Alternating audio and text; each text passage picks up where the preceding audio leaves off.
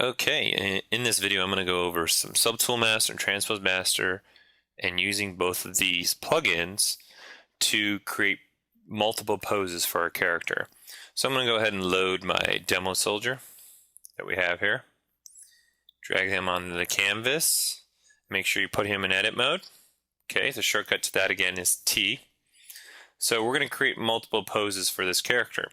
So the first plugin we're going to do is we're going to use our Transpose Master. So we're going to go to a Tease Pose, which this is going to do is have ZBrush drop all your subtools to the lowest subdivision level. And you see here, it creates a Tease Pose character, and then we still have the demo soldier that I've brought in. So now that we have a Tease Pose, I'm going to want to go ahead and go back to my non-T-posed character. Okay, or I have my multiple subtools, and if you notice, a T-pose character merges all your tools temporarily. So this is the one where I'm going to want to create a layer on. So I'm going to create a layer on the first tool, which is the actual body of the demo soldier. Okay, and now I'm going to use Subtool Master. In Subtool Master, there's a nice little button here. It's called Layer to Subtools. So when I go ahead and click on this, it's now going to go through every subtool and put a layer on every subtool, because I just made one on the first one, and then put me back on here. So now what I want to do is go ahead and go back to my T-pose. So now I have a T-pose. I'm going to turn that lasso on for selection purposes. Holding down Control, let's just make a quick selection here on the arm. And then I'm going to hold Control and click on Canvas to inverse that selection. I'm going to go into Rotation, which is R. And I'm going to drag out my action line from the elbow. And let's just move the arm a little bit here. Just make a quick pose.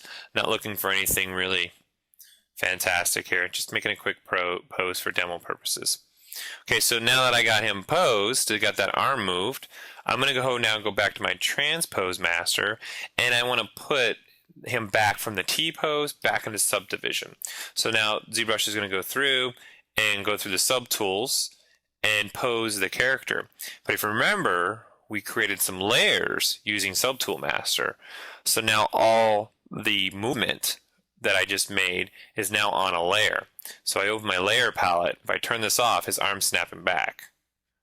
And the same would happen with the gloves and the wristband.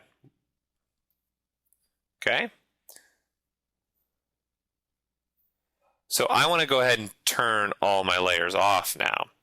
So I'm going to turn the layer off so his arm snaps back. I'm going to use Subtool Master again, okay, and I'm going to use again the layers, the subtools. So it's looking at, okay, there's a layer on every subtool.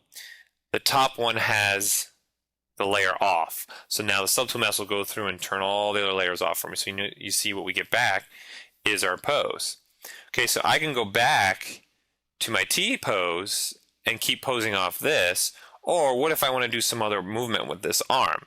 So I'll make another T-pose. So we're back to all of our subtools laid out.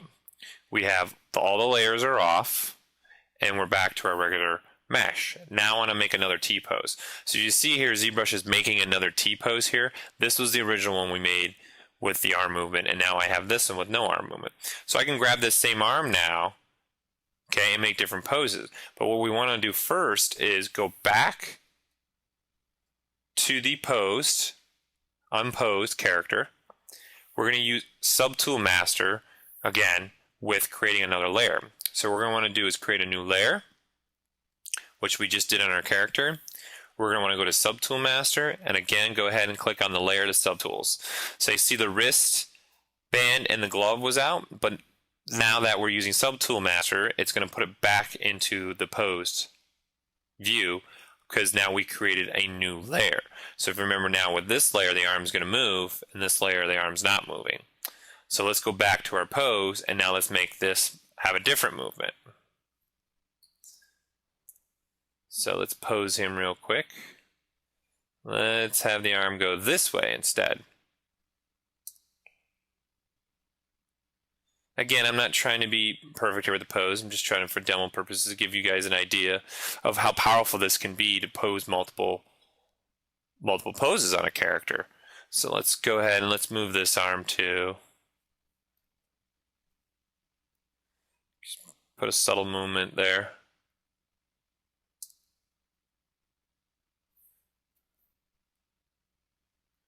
Okay, so now that we have them posed, and now if I go back from T-pose to subtool, it's now going to pose my character again, but on that second layer. So I'm going to be able to go through now and create multiple layers at a given time. Just keep creating new T-poses in order to create multiple layers. So you see now I have this pose on him with this layer on. So now if I turn this layer off, so he snaps back, and I'm going to turn this layer on. Then of course you can use Subtool Master to go through and do what I just did there, and it's going to go through all the tools, turn the bottom layer off, and turn the top layer on. So I'm going to go back to that original very first pose I had. So there's the first pose I had.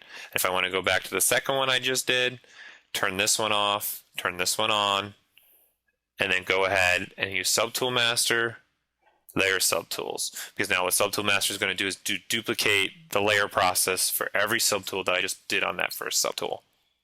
And now I'm on the second pose. So again, really great workflow, really great trick in order to pose multiple characters. Of course, I can just keep going and going on this and creating multiple poses for my character. So of course, if I turn all my layers off, I can continue going creating subtools.